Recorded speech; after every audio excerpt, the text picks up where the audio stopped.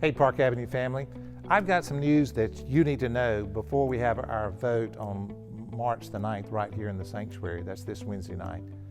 During this past week on Thursday, we learned a couple of things that are important. The first is this: the Commission on General Conference. Those are the folks who decide whether our General Conference will meet or not.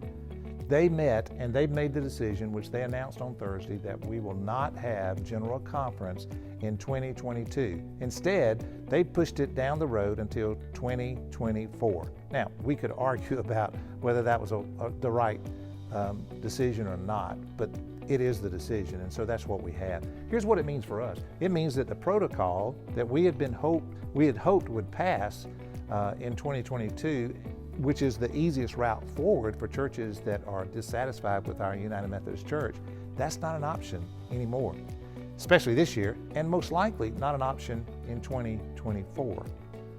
But there was some really good news that was announced this week as well, and that's that the Global Methodist Church, you've heard us talk about them, that will be the new version of the traditional Methodist Church, a denomination.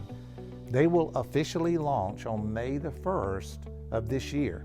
Here's what it means for us. It means that if Park Avenue decides to disaffiliate, and if the annual conference approves that, and if Park Avenue decides that they want to be part of the new traditional Methodist denomination, then there's a landing spot for us. We can move directly over into the Global Methodist Church and be part of the denomination that most of us have grown up knowing and loving. So that's really good news that they are going to officially launch on May the 1st.